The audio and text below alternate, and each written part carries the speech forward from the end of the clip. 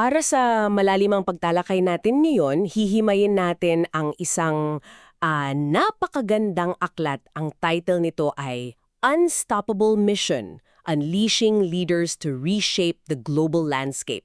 Isinulat yan ni Chris R. Villasis, di ba? Oo, tama. Isa siyang missionary pastor dito sa Pilipinas at grabe may mahigit 25 taon siyang karanasan sa field. So alam niya talaga yung sinasabi niya. Hindi lang siya teorya, kumbaga, talagang nasa ground siya. Eksakto.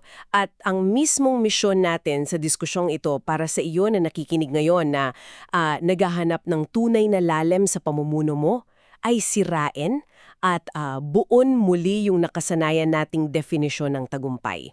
Kasi madalas, mali yung sukatan natin ng success, lalo na sa leadership. Correct. Aalamin natin kung paano ka magiging isang leader na hindi lang naghahabol ng mga titulo o posisyon, kundi isang leader na tunay na isinusugo para mag-iwan ng pangmatagalang epekto. At para masimulan natin yan ng maayos, magandang iset muna yung perspective natin, di ba? Oo, may naisip nga akong isang senaryo para rito eh. Kasi madalas, kapag naiisip natin ang pagbuo ng isang legasiya, ang unang pumapasok sa isip natin ay ang pagtatayo ng isang malaking monumento. Isang matayog na struktura, di ba? Oo, gawa sa bato tapos nakaukit ng malaki yung pangalan natin. Yung tipong kitang-kita ng lahat ng dadaan. Isang pisikal na patunay ng mga nagawa mo. Kumbaga sumisigaw ng, nandito ako, kinaya ko ito, at may napatunayan ako sa mundo. Ganyan na ganyan ang mindset natin. Lalo na ngayon na nakatutok tayo sa mga metrics, bilang ng followers, at saka mabilis ang resulta.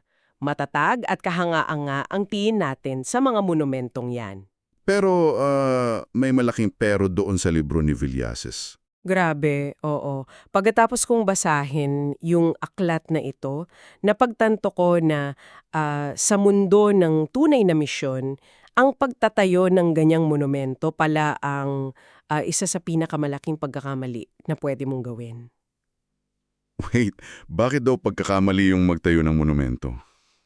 Kasi paano kung ang totoong layunin ay hindi ang magtayo ng ribultong bato na unti-unting guguho at lulumutin lang sa paglipas ng panahon? Paano kung ang dapat mong gawin ay magtanim ng isang gubat? Magtanim ng gubat? Ang ganda ng paglalarawan yan. 'Di ba? Isang gubat na patuloy na lalago, dadami, at magbibigay ng lilim sa mga susunod na henerasyon kahit matagal ka nang wala. Sapul na sapul niyan yung pinakabuod ng libro. Ang bato kasi, hindi nagpaparami. Hanggang dyan na lang yan. Static lang siya. Tama. Pero ang buto kapag itinanim at namatay sa lupa, nagiging simula yan ng isang buong ekosistema. At yan yung tinatawag sa aklat na missional architecture. Missional architecture. Ano yung eksaktong ibig sabihin niyan sa konteksto ng pamumuno? Kumbaga, isa siyang sistema o disenyo kung saan ang pamumuno ay hindi nakasentro sa pag-angat ng isang tao. Nakasentro ito sa paggawa ng estruktura na natural na nagpaparami at nagpapalakas sa iba. So, hindi lang siya basta inspirasyon. Hindi. Isa itong napakalinaw na estratehiya. Okay, himayan natin ito. Bago kasi tayo matuto kung paano maging isang magaling na leader o kung paano magtanim ng gubat na yan, kailangan muna nating intindihin kung bakit maraming leader ang nauuwi sa pagtatayo ng bato. At dito papasok yung isa sa mga pinaka-striking na konsepto sa libro. Oo, yung tungkol sa pinakamalaking banta sa isang tao. Sinasabi doon na ang pinakamalaking banta pala ay hindi yung pagkakamali mo o yung failure. Hindi failure. Hindi. Ang pinakamalaking banta pala ay ang tagumpay sa maling gawain. Success in the wrong assignment. Wow! Tagumpay sa maling gawain ang bigat niyan. Napakalalim noon para sa akin. Bakit ba tayo madaling mahulog sa bitag na tinatawag sa libro na occupation? Ano ba ang pinagkaiba niyan sa commission? Ang nakakamangha rito ay kung gaano kapino ang pagkakaiba sa simula. Pero grabe, sobrang layo ng destinasyon ng dalawa kapag tinuloy-tuloy mo. Paano mo i-define yung occupation? Kapag sinabi nating occupation, ito yung pag-angkin ng isang posisyon para sa security, pagkilala, at status. Ang pangunahing motibasyon mo rito ay proteksyon Proteksyon ng ano? ng sarili mo at ng nakuha mong kapangyarihan. Ang tanging tanong ng leader na nasa mode ng occupation ay, paano ko mapapanatili ang pwesto ko? O kaya, paano ko maproprotektahan ang budget ng departamento ko? Paano ko mapapanatili ang influensya ko? Naghahanap ka ng sigurado. Eksakto. Sa kabilang banda naman ang commission ay ang pagsunod sa mismong layunin kung saan ka isinugo. Hindi ito naghahanap ng kasiguraduhan. Nangangailangan ito ng buong pagsuko, di ba? Tama. Ang commission ay nagtatanong ng paano ko susundin ang misyon na ibinigay sa akin kahit na mga hulugang ito na kailangan kong iwanan ang komportable kong pwesto. Parang naiisip ko tuloy, kapag nasa occupation ka, para kang tumatakbo sa isang treadmill. Treadmill. Paano naging treadmill? Kasi isipin mo, pawis na pawis ka. Sobrang abala mo araw-araw. Ang dami mong sinasagutang emails, ang dami mong pinapasukan meetings. Mukha kang napaka-produktibo sa paningin ng iba? Oo, mukha kang produktibo, pero sa totoo lang, wala ka namang nararating na bagong destinasyon. Naubos lang yung lakas mo sa pagpapanatili na umaandar yung makina. Ganyan na ganyan yung nangyayari sa maraming organisasyon. At yan mismo ang nagiging sanhi ng tinatawag sa aklat na quiet collapse of vision o yung tahimik na pagguho ng pananaw. Tahimik na pagguho. Bakit tahimik? Kasi hindi mo napapansin. Nangyayari ang pagguhong ito kapag ang kwarto ay nagiging kapalit ng malawak na horizon. Kwarto versus horizon, ipaliwanag mo nga ng konti yan. Isipin mo ang isang leader na nagsimula ng may malaking pangarap na baguhin ng community niya o abutin ang mga taong nasa laylayan. Yan yung horizon. Malawak yung vision niya sa simula. Oo, pero dahil nagkaroon siya ng posisyon at opisina, yung kwarto, unti-unting lumiit ang mundo niya. Naging mas mahalaga na lang ang pag-aayos ng mga panloob na alitan sa opisina. Pag-oorganisa ng mga files, pagpapanatili ng mga nakasanayang programa. Tama, ang aktibidad ay naging pamalit sa misyon. Ang limitasyon ng pagsunod ng leader ay dinidiktahan na ng kanyang pagiging komportable sa loob ng kwarto. Marateka, magpupushback ako ng counter rito. Hindi ba bahagi rin naman ng pamumuno ang pagpapanatili ng ayos? Oo naman. Kasi kung hindi ko aalagaan yung kwarto, yung opisina ko, yung mismong team ko, yung mga pang-araw-araw na operasyon, hindi ba yung babagsak din yung kabuuan ng organisasyon? Para hindi naman pwedeng puro horizon na lang, tapos kalimutan na ang kwarto? Magandang punto yan. At hindi naman sinasabi sa sanggunian natin na masama ang organisasyon o pamamahala. Kailangan yan. So saan nagkakaroon ng problema? Ang nagiging mapanganib ay kapag ang pag-aalaga sa kwarto ang nagiging pangwakas na layunin, imbes na paraan lang para makalabas patungo sa horizon.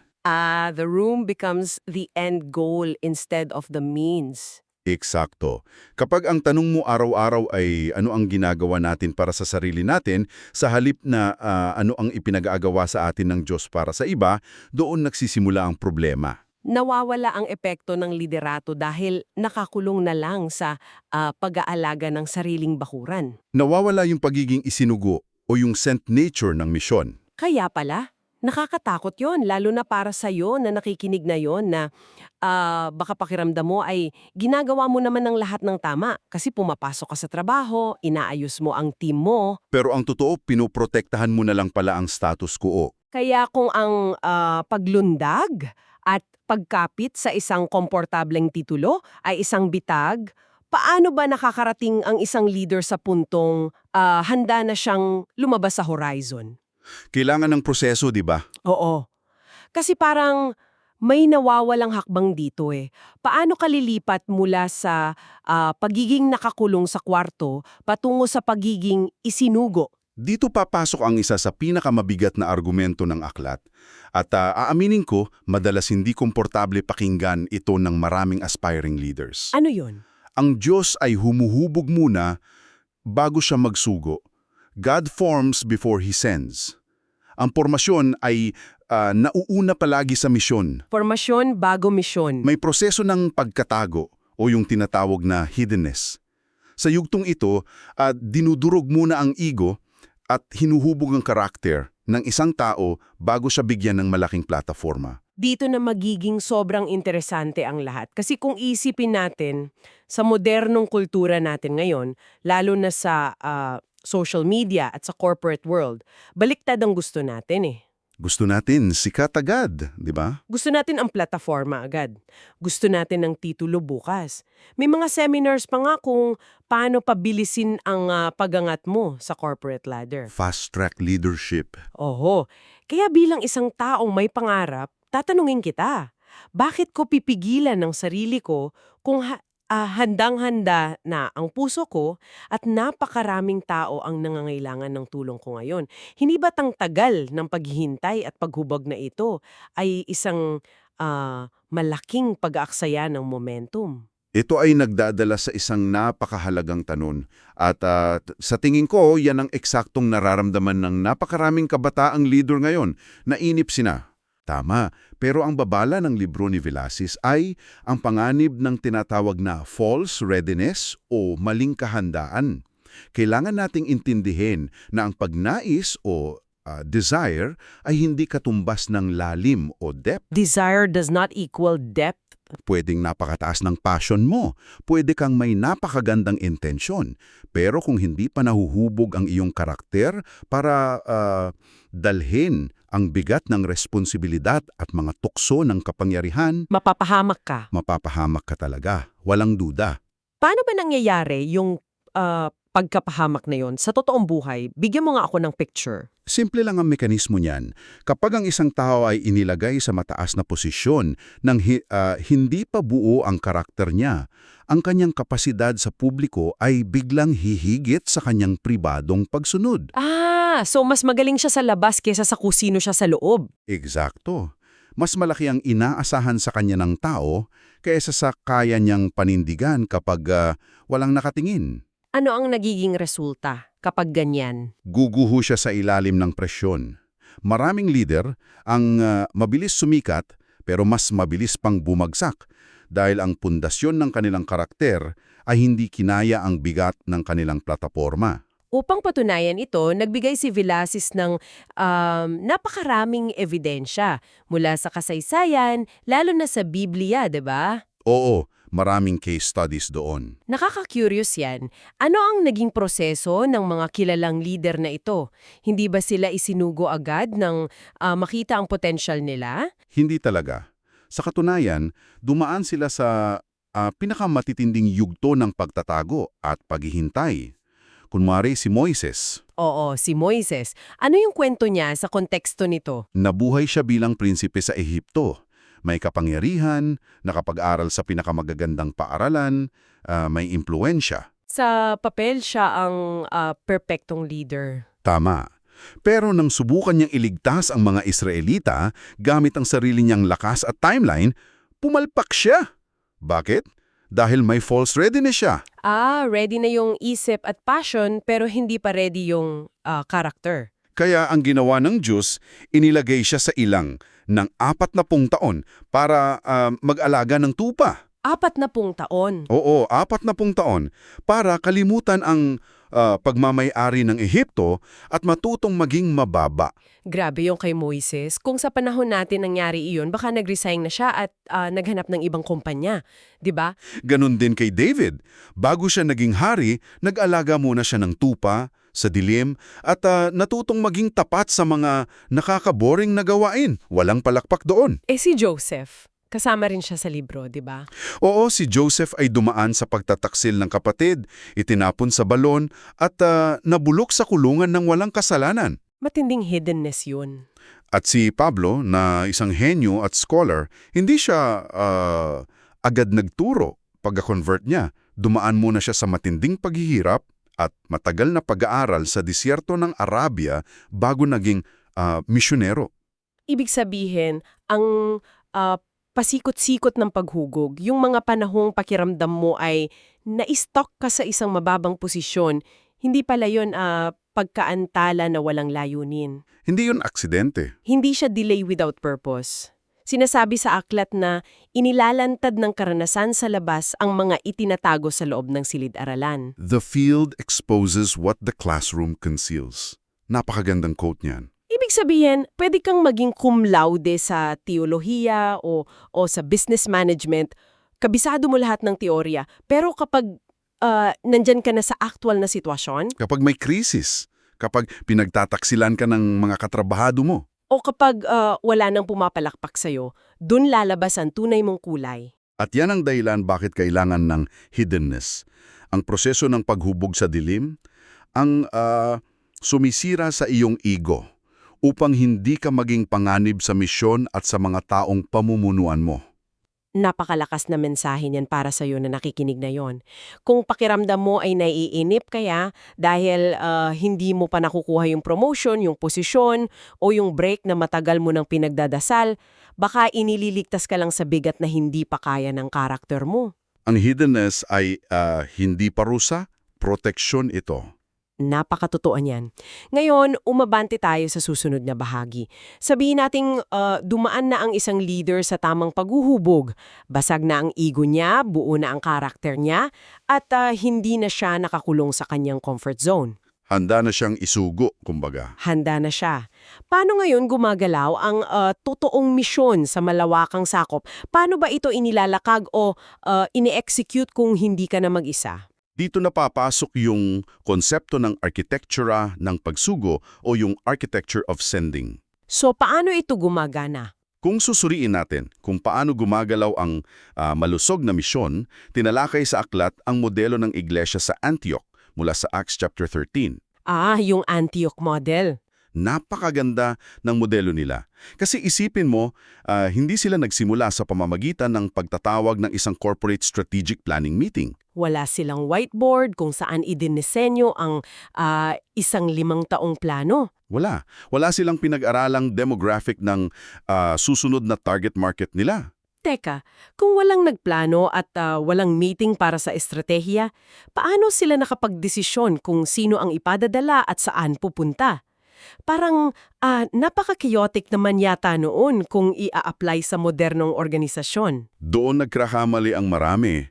Naiisip natin chaotic siya, pero hindi ito chaotic. Ito ay nakasuko o surrendered. Ano bang ginawa nila imbes na mag-meeting? Ang ginawa ng mga leader sa Antioch ay sumamba, nag-ayuno at nakinig muna. Inilagay nila ang kanilang sarili sa posisyong kung saan maaari silang makatanggap ng direksyon. Nakikinig lang sila. Oo, at doon nagsalita ang Espiritu Santo na ibukod sina Barnabas at Saul para sa gawain. Ang punto ng aklat dito ay ang totoong pagsusugo o sending ay nagsisimula palagi sa pakikinig sa Diyos, hindi sa ambisyon at talino ng tao. Ang laking sampal niya sa corporate mindset natin ngayon, di ba? Sobra. Kasi madalas, tayo ang nauunang mag-isip ng master plan, bubuo tayo ng proposal, ipipresenta natin, at saka lang natin hihingin sa Diyos o minsan sa mga boss natin na basbasan ang plano natin. Panginoon, i-bless mo po itong ginawa kong plano. Ganyan tayo madalas pero sa modelong ito na ipinakita sa Antioch, ang plano ay nanggagaling mismo sa itaas at ang tanging papel ng leader ay makinig at sumunod. Sa theological na konteksto ng aklat, ito ang tinatawag na missio Dei o ang misyon ng Diyos. Hindi tayo ang nag-iimbento o nagmamay-ari ng misyon. So nakikibahagi lang tayo. Tama. Ang Diyos ay meron ng misyon na isinasagawa sa mundo at inaanyayahan niya lang tayong makipagbahagi rito. At ang kalikasan ng Missio Dei na ito, ang Ebanghelyong mismo ay natural na centrifugal. Centrifugal. Para bang yung puwersa kapag nakasakay ka sa merry-go-round sa perya, di ba? Paano merry-go-round? Kasi kapag mabilis itong umikot, Pilit kang itinatapon palabas, palayo sa gitna. Gusto mong kumapit, pero yung energy ay kusang itinutulak ang lahat papalabas. Ganyan ba ang ibig mong sabihin? Napakagandang analohiya. Ganyan na ganyan. Ang tunay na pamumuno at misyon ay palaging kumikilos palabas. Hindi siya nananatili sa gitna. Hindi ito nananatili sa isang sentro para lang magpayaman, magpalaki ng sarili o magtayo ng sariling kaharian. Lumalabas ito para magbigay ng buhay at solusyon sa iba. Na nagdadala naman sa atin sa isa sa pinakamahalagang konsepto sa aklat, ang napakalaking pagkakaiba ng expansion at multiplication. Ito yung kailangan nating intindihin ng mabuti. Kaya nga, ano ba talagang ibig sabihin nito? Kasi para sa pangkaraniwang tao, kapag sinabing expansion o pagpapalawak, pareho lang yan sa multiplication o pagpaparami. Pareho silang lumalaki. Sa unang tingin, oo. Ano ang pagkakaiba ng mekanismo nila? Malaki ang pagkakaiba sa kung saan nakasentro ang kapangyarihan. Kapag sinabi nating expansion, ito yung pagdaragdag mo ng miyembro, tagasunod o nasasakupan sa iisang sentro o sa iisang leader. Isang sentro ng kontrol. Oo. Isipin mo ang isang malaking korporasyon. Nagbubukas sila ng sangay sa iba't ibang syudad. Pero ang lahat ng pondo, desisyon at policy ay nanggagaling po rin sa headquarters. Kinokontrol pa rin nila ang galaw ng lahat mula sa itaas. Eksakto. Ang multiplication naman ay ang sadyang paghubog ng mga lokal at katutubong leader, yung tinatawag na indigenous leadership. Sila yung mga taong nandoon na mismo sa lugar na yon? Tama. At gibigyan mo sila ng kalayaan at kakayahang ipagpatuloy, pamunuan at palaguin ang misyon sa kanilang sariling konteksto. Ang expansion ay nag-iipon ng kapangyarihan sa iyo. Ang multiplication ay ipinapasa ang kapangyarihan sa iba. Pero sandali, bilang isang leader or manager, hindi ba't mas maganda ang expansion kaysa multiplication kung gusto mong mapanatili yung kalidad ng trabaho?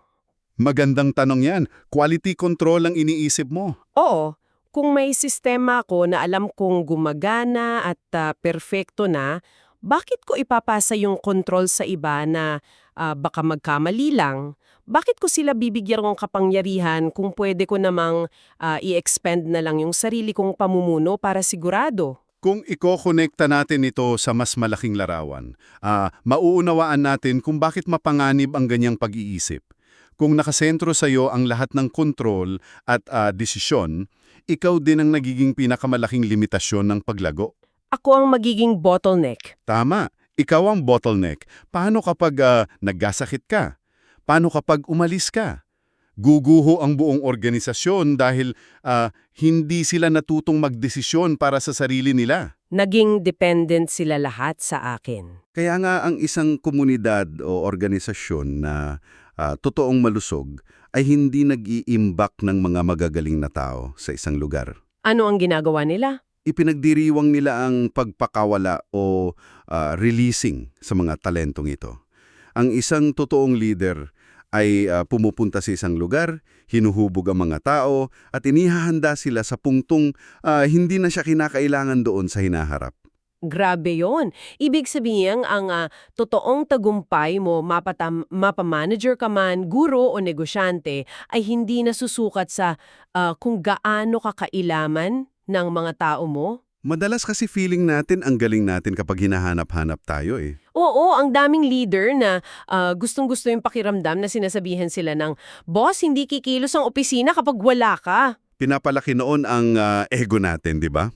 Nakaka-flatter nga naman. Pero sa totoo lang, kahinaan pala yun ng sistema. Nasusukat ang galing mo sa kakayahan ng grupo mo na tumakbo ng maayos at dumami kahit nagbakasyon ka pa ng 2 buwan. Kabaliktaran nito ng naratibo ng mundo na dapat gawin mong indispensable o hindi mapapalitan ang sarili mo. Sa misyon pala, ang pinakamataas na layunin ay ang mapalitan ka ng mga taong mas mahusay kesa sayo. At yun mismo ang lumilikha ng pangmatagalang legacy. Kung ang isang kilusan ay nakasalalay lang sa karisma at galing ng isang individual, mamatay ito kapag nawala ang taong yon. parang kandila na namamatay kapag naubos na. Tama. Pero kung ang kilusan ay nakafocus sa multiplication, sa pagpaparami ng mga leader na may malalim na karakter at tamang kakayahan, magiging unstoppable ito. Kaya nga, unstoppable mission ang pamagat ng aklat, di ba? Totoo. Hindi ito mapipigilan, hindi dahil sa isang napakagaling na superhero na leader, kundi dahil sa missional architecture ng pagpaparami na patuloy at patuloy na umaandar. Ipinapasa ang baton mula sa isang henerasyon patungo sa susunod. Napakarami nating napag-usapan at napakalalim ng mga konseptong hinimay natin mula sa sangguniang ito. Mula sa bitag ng pagiging komportable hanggang sa masakit na proseso ng paghubog sa karakter hanggang sa pagpapasa ng kapangyarihan sa pamamagitan ng multiplication. Isang kumpletong blueprint talaga siya para sa mga leader. Kaya ikaw na nakikinig at nakikisama sa amin sa talakayang ito, ano pang prosesong ito nasasan ka? Nakakulong ka ba sa pagiging komportable sa iyong pwesto dahil sa takot mong mawalan ng halaga? O kaya naman baka laiinip ka na. Oo, or handa kang dumaan sa tahimik at minsan ay nakakaboring na proseso ng paghubog para ihanda ang karakter mo sa mas malaking misyon. Kung mayroon man tayong isang baon mula sa mga itinuro ni Bilasis sa aklat na ito yon. Ang misyon ay hindi isang titulo na nilalayon mong ipagmalaki. Ito ay isang pagsusugo na inaasahan mong sundin. Hindi pinipili ng Diyos kung sino ang perpekto. O kung sino ang pinakamagaling sa entablado. Ngunit, matiyaga niyang hinuhubog ng malalim sa dilim ang mga taong handang sumuko. At ang katibayan ng tagumpay sa pamumuno ay hindi ang paglawak ng iyong sariling imperyo, kundi ang pagpaparami ng mga tao na kayang dalhin ang misyon ng higit pa sa kayang mong maabot. Kanina sa simula ng ating malalimang pagtalakay, ginamit ko ang analogya ng pagtatayo ng monumento kumpara sa pagtatanim ng gubat, di ba? Oo, yung bato versus yung buto. Nabanggit natin na ang tunay na misyon ay nagpaparami ng leader na kayang magpatuloy at yumabong kahit wala ka na. Kaya bago tayo maghiwalay, iiwanan kita ng isang huling kaisipan na gustong pagnilayan mo ng mabuti pagkatapos mong makinig. Ano yun? Isipin mo ang lahat ng pinaghirapan at itinatayo mo ngayon sa iyong trabaho, sa iyong negosyo o sa iyong organisasyon.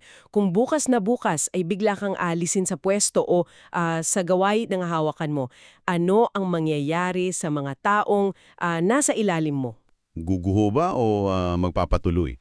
Guguho ba ang lahat ng sinimulan mo dahil ginawa mo silang labis na nakadepende sa'yo o mas lalo itong lalago dahil buong puso mong ipinasa ang kapangyarihan sa mga taong hinubog mo? Napakabigat na tanong yan. Kasi kung ang lahat ng ito ay guguho kapag nawala ka, baka oras na para aminin sa sarili na hindi ka talaga nagtayo ng misyon para sa ikabubuti ng iba, baka habang buhay ka lang palang nagtatayo ng monumento para sa sarili mo.